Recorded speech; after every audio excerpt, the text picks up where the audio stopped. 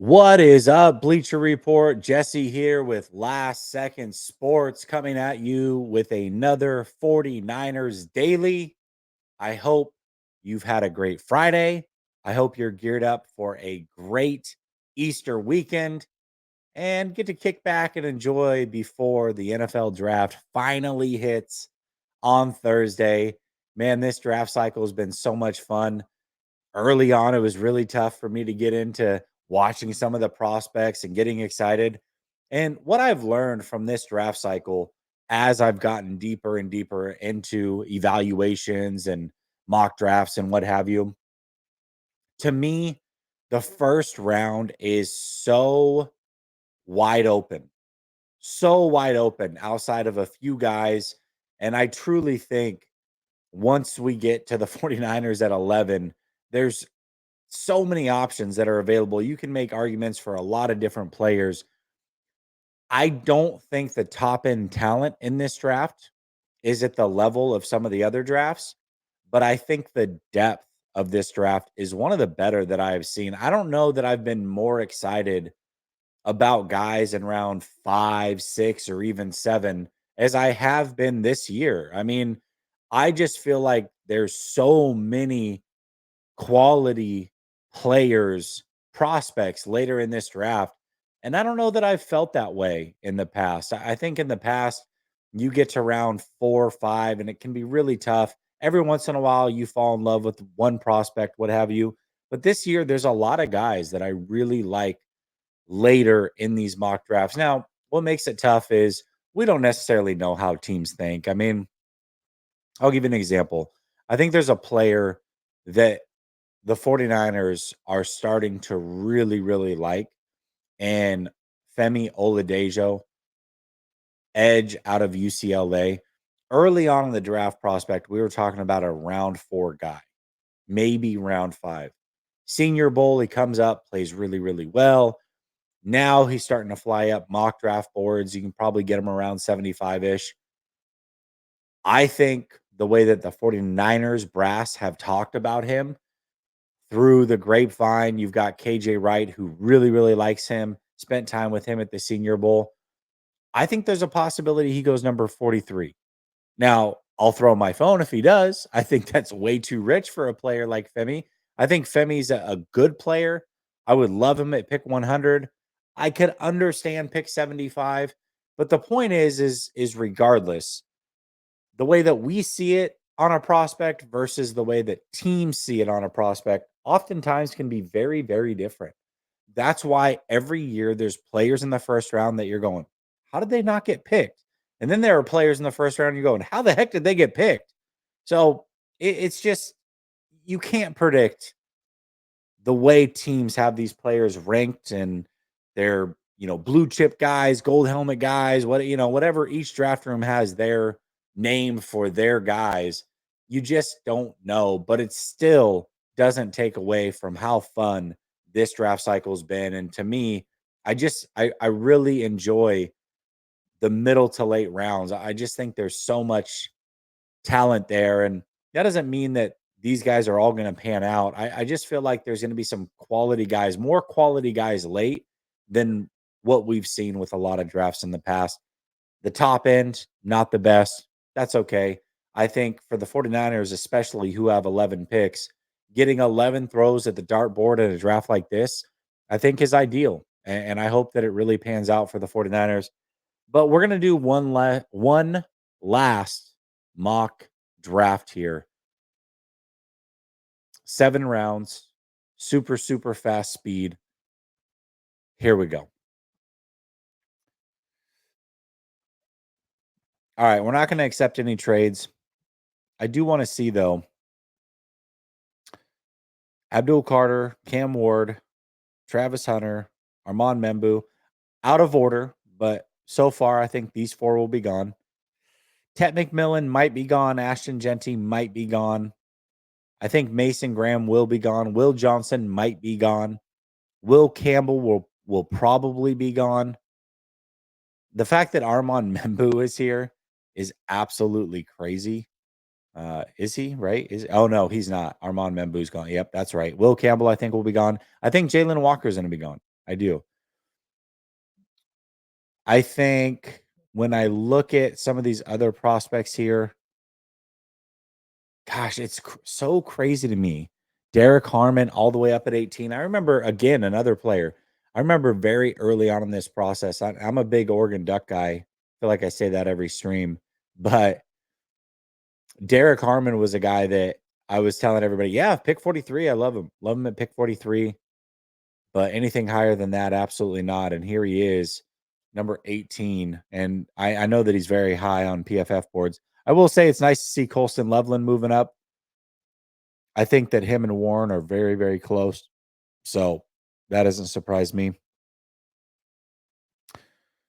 Yeah, I mean it's tough. You don't know who is going to be taken in the top 10 for sure. I think there's probably 5 or 6 lock, and then after that it goes crazy. Let's do something different here. Let's go we're gonna go Michael Williams. I've gone Walter Nolan a lot. I've gone Jahdae Barron. Those are my 2 favorite prospects, but I really like Michael Williams. I don't understand why people dislike Michael Williams so much. Michael Williams, you look at him and he's a clear 4-3 defensive end. But when you watch him play at Georgia, he's often a part of a 3 down line. Like as if he's a part of a 3-4. It's kind of crazy to me how often he was put in that position. It's also crazy to me. I went back and I watched the Notre Dame game in the playoffs. Constantly double teamed. Constantly. He's like the one guy that is double teamed almost every single snap. He was targeted by Notre Dame. And you think of all the talent that is on Georgia, and he's the one that they're choosing to double team most of the time. I think that says a lot about Michael Williams. He, even when double teamed, didn't give up ground. He held his own. Very, very good and run defender, in my opinion. And I think he's going to improve as a pass rusher. I also think that he didn't get a lot of times, a lot of turns to just pin his ears back and go after the quarterback. I think he's a calculated player, a smart player, a strong player, 20 years old with a hurt ankle. I don't know what's not to like about Michael Williams. I don't get it. I don't get those who don't like him. But, you know, such is life. All right. Round 2. This is a no-brainer unless I'll look. But to me, Tyleik Williams is right there. I love Tyleik Williams. I love Ursary. I love Ezra Thomas. There's Femi. There's Femi. Let's see. I want to check to see. No, Derek Harmon all the way down to 34. Nolan, man. Nolan to the Chiefs. That would be scary. Jahdae Barron to the Steelers. I like that. That's a good fit. Okay, I was just curious. Oh, did you see Dallas taking Shador Sanders? That was kind of cool.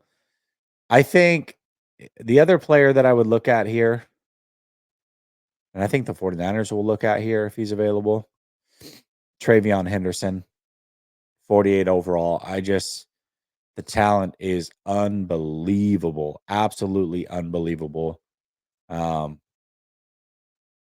He's going to be hard to pass if he's available. I personally don't think he makes it there. I really don't. I think that I think his talent's way too good. So we got Tyleik Williams, we got Kenneth Grant. I like both those options. I like Donovan Jackson as well. I think, gosh, that's a really good player. I'm going to go Tyleik Williams here. We're going Williams to Williams.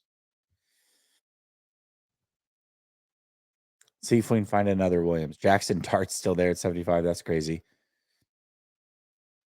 You're hearing a lot about Tyler Shugg.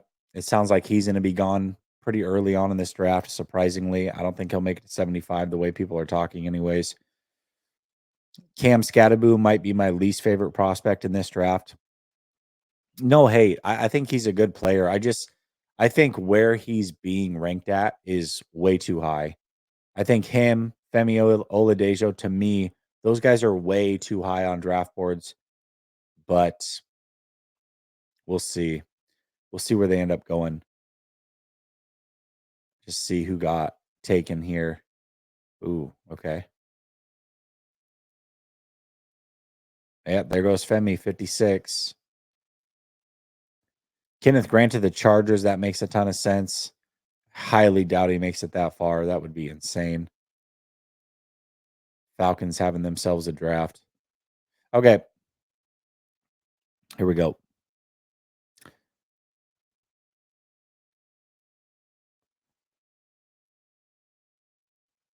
Okay. I'm going to do something that I haven't quite done yet. And this is a player that I really like. Early on, he was going like round 5. I think that now he's about where he should be. I think he's a phenomenal prospect. Dylan Fairchild. I just think he's a really good player, and I'm excited to see him at the next level.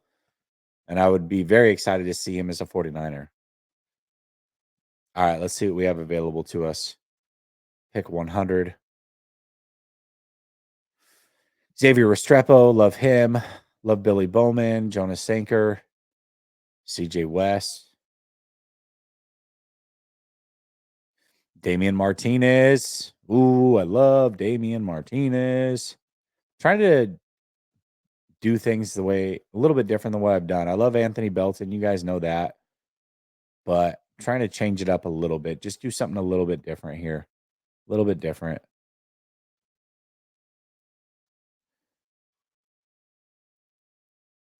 Yeah.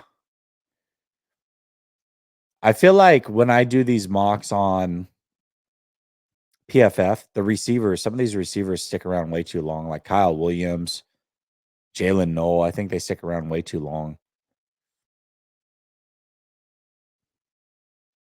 Man, okay. Interesting. It's hard not to draft Damian Martinez, I'll tell you that. It's like I want to do right by the 49ers here and not, you know, I want to do something different, but also not be crazy. Um, CJ West. I think this is a good pick here. Pick 100. We'll go CJ West. So again, trying to be a little bit different. I'm going to end up with some prospects that very clearly I've taken in some of these other mocks, but like I said, I want to try to be as different as possible.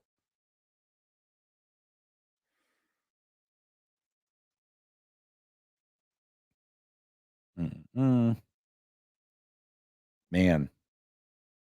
All right, we've got our defensive tackles, we've got our edge rusher. Um,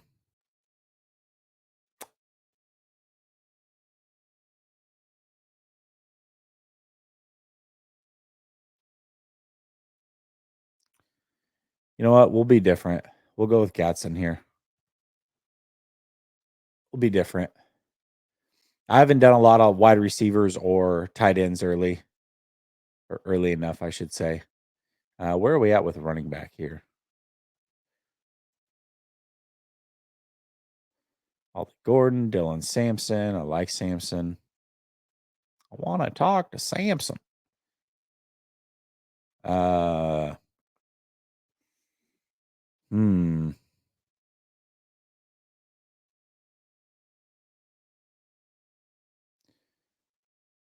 You know what? We'll go Dylan Sampson here. This is hard trying not to draft guys that I've just taken a bunch, because you fall in love with certain prospects. And you take them over and over and over. Just trying to do something completely different here. Who are we? Gosh, Kyle McCord. There's just no way he's going to be there. I would take him in a heartbeat at 147. I'll tell you that right now. In a heartbeat. Riley Leonard, not a fan.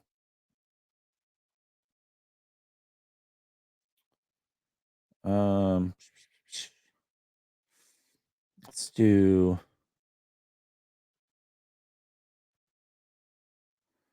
Ooh, okay. Frazier, Stutzman, Kaiser. Um, Let's do Zoff Frazier here. Do Zoff Frazier. We'll come back. We'll get Kaiser.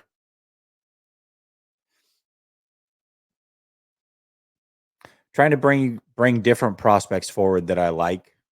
And this is what I like so much about PFN is I think they do such a good job with their write-ups that you get to know a prospect about as good as you can without watching them yourself is always the best way, but sometimes you can't do that with everybody, you know?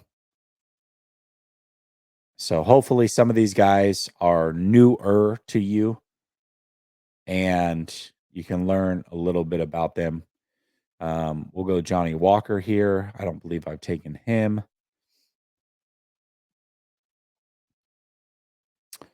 And let's see what we got here. Ooh. Yeah, not a fan of any of these tackles. You can't get everything, you can't get everything, and that's what makes this tough. You're gonna sacrifice something somewhere.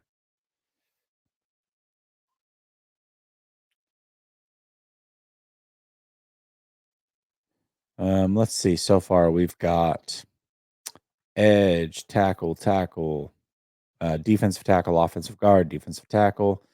All right, we've got our two tackles. We've got a tight end, running back. We got a corner, linebacker. We got a second edge, and then so that means we could use a wide receiver. We could use a safety. Definitely could use a safety. Let's see what we got available to us. Shiloh Sanders. Man. Slim Pickens. Slim Pickens. We'll go with the Ricky. And then I think this is our last pick. Last pick. What do we got available?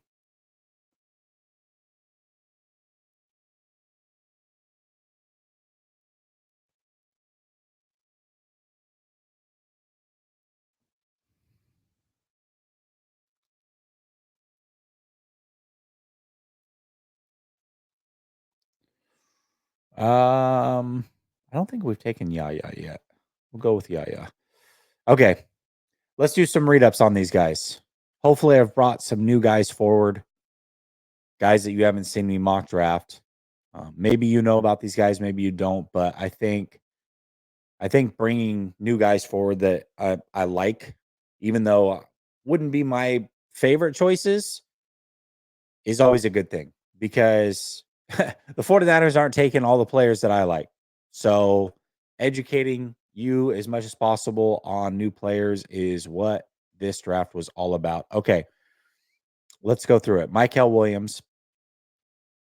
Michael Williams has the ideal size and length to project seamlessly as a defensive end in the 4-3 base.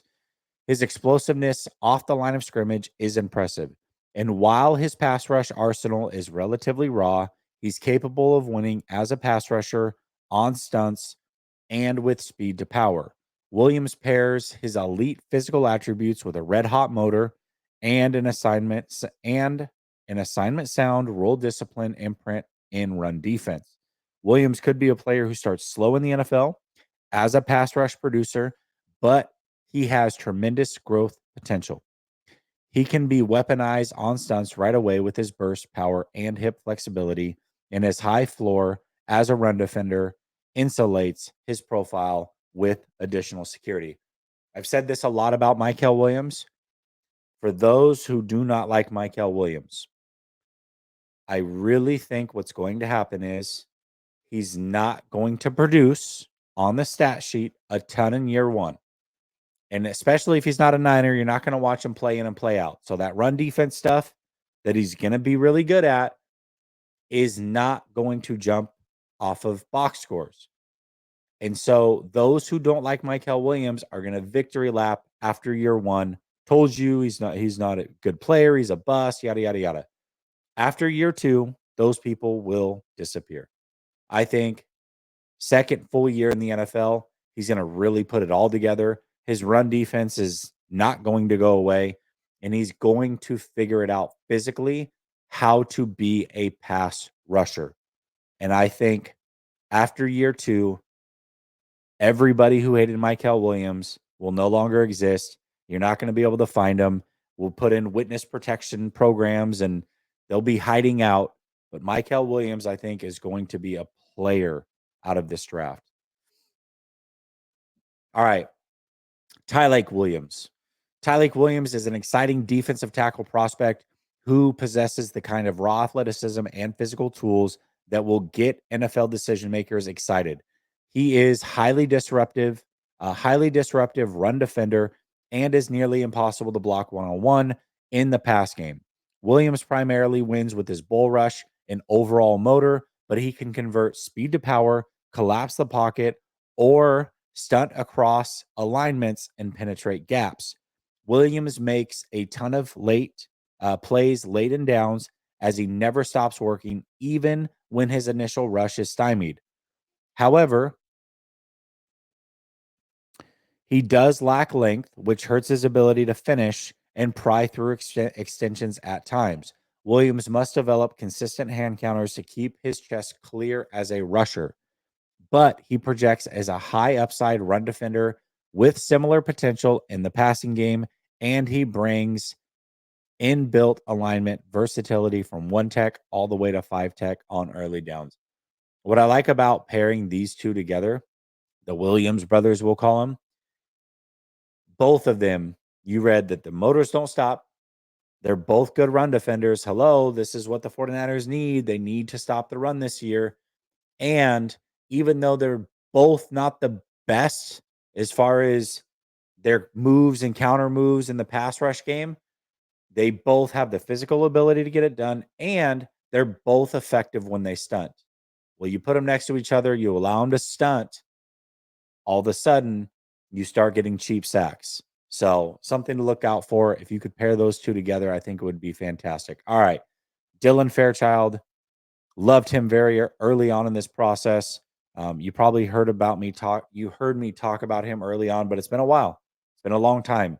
Talked a lot about Luke Kander as of late. I think he's the perfect Kyle Shanahan fit. Dylan Fairchild is the better overall player, in my opinion, and I think that he fits as well. Here is the write up on him. Dylan Fairchild is a powerful and technically sound offensive lineman with the versatility to excel at guard or tackle. Much better as a guard. Known for his physicality and aggression, he can at times be over aggressive, which can hurt his technique and positioning.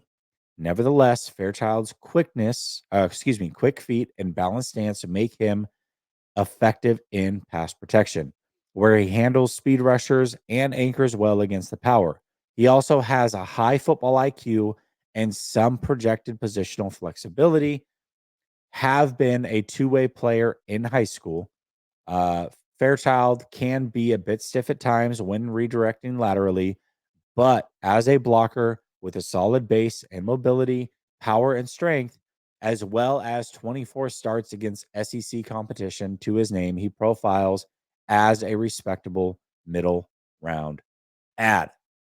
All right. Let's go to pick 100, CJ West.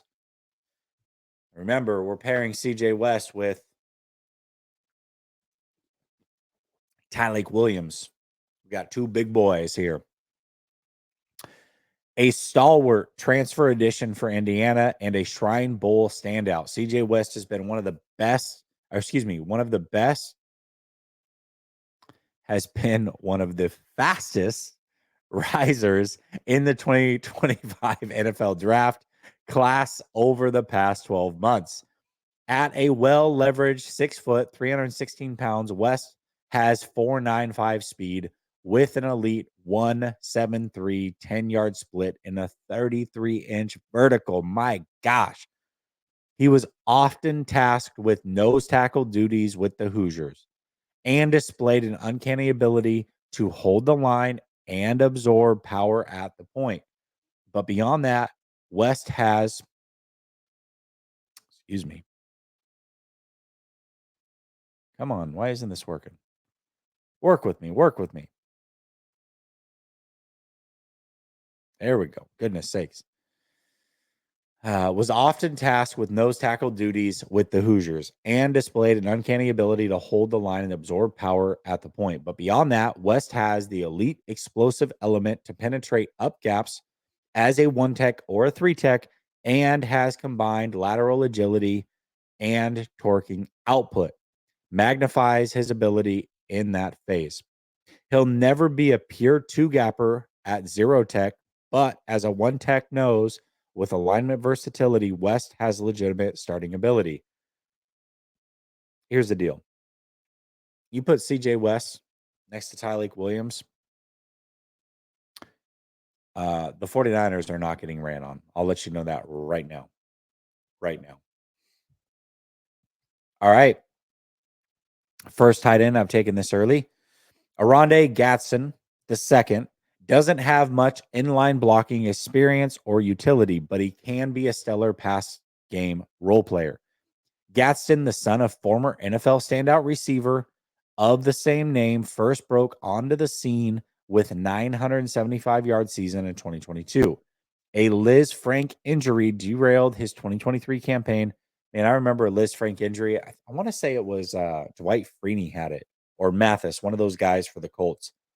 That was the first time I had heard of it.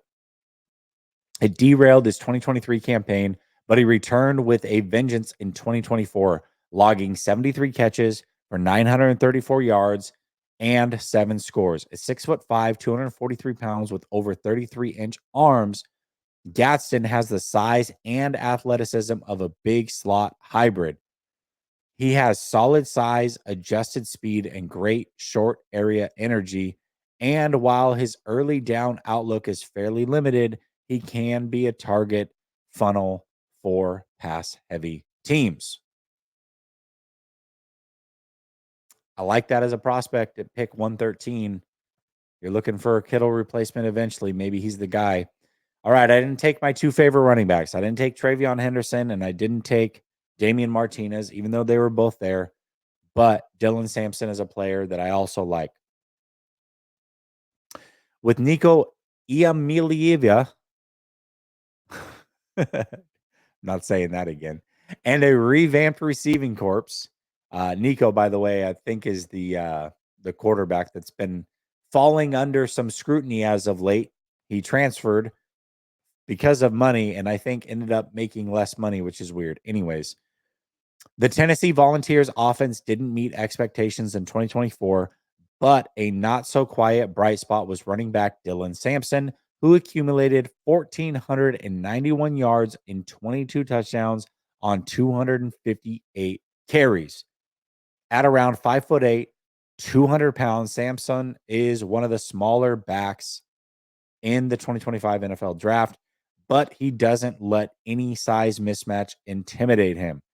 He keeps his legs unforgivably active, allowing him to excel as a cutting dynamo and as a finisher through contact. Where Sampson truly makes his money is with his explosiveness, agility, speed, and blend of creativity skills. He has the running leverage and wiry frame to play bigger than his size, but his dynamicism is what will make him a valuable part of a running back rotation. There you go. Za Frazier, tell you right now, you have not seen me for sure draft him. Heck, you haven't heard me talk about him. I think you're going to like what they have to say. Think Tyreek Woolen, who also came out of UTSA, if I'm not mistaken. Za Frazier is a former junior college All-American, but has only 1 year of starting experience at the FBS level. Frazier possesses outstanding size and length at the cornerback position He is a good press corner who wins those reps at a high level due to his length and physicality. Frazier was primarily used as an outside corner at UTSA and has the athleticism and length to stick there at the next level. He is a long strider who can cover lots of ground. He possesses natural acceleration paired with excellent long speed, very good tackler, only missed 2 tackles this season and has a career 5.6% missed tackle rate. Physical player who isn't afraid of taking on contact, and an active run defender who can make plays in that department. That is an area where Tyreek Woolen, not the best despite his size. He does an excellent job of limiting big plays when targeted with above average ball skills, and saw him have 6 interceptions and 5 pass breakups in 2024. At 147, sign me up. Jack Kaiser, my second favorite linebacker in this draft, behind Smile Munden. Not sure if you've seen me draft him. Maybe you have. Usually I take Smile Munden. Here we go. Jack Kaiser is an outstanding coverage linebacker with rare instincts when dropping into coverage, consistently shows the ability to take away open angles. Zone drops are elite, has a strong feel for spacing and route development while in zone, has the ability to cover running backs at a high level in one-on-one situations, possesses excellent closing speed and great on-ball skills to prevent passes from being completed. A savvy downhill linebacker who doesn't get downhill with much force, but is still able to shed blocks and make plays, is a good on field athlete, but hasn't shown the ability to cover sideline to sideline. An effective blitzer who finds creative ways to get pressure on the quarterbacks. Elite open field tackler who takes great angles to the ball and knows how to finish plays. Kaiser has an outstanding 4.6% career missed tackle rate. Wow.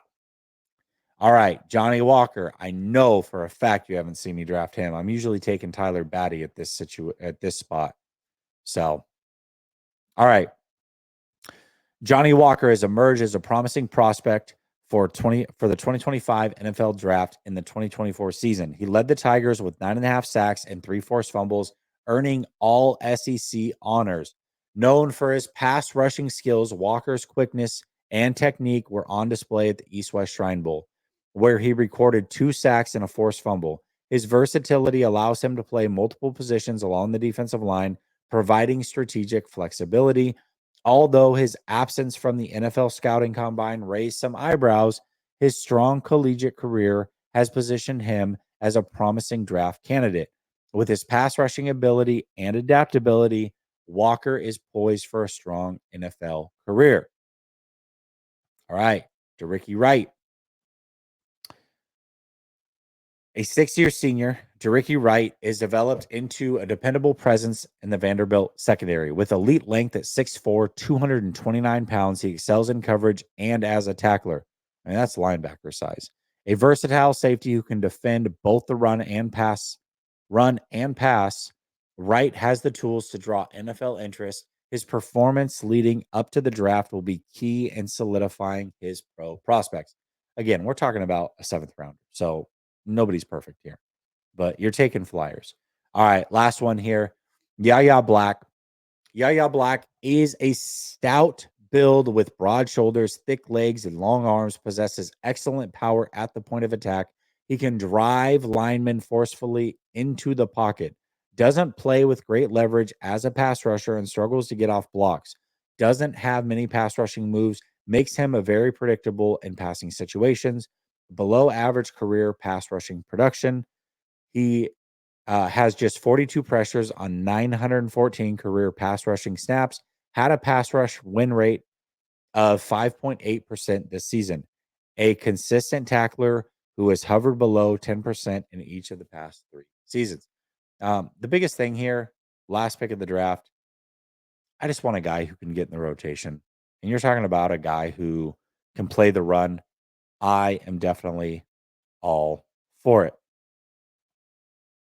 All right, let's see if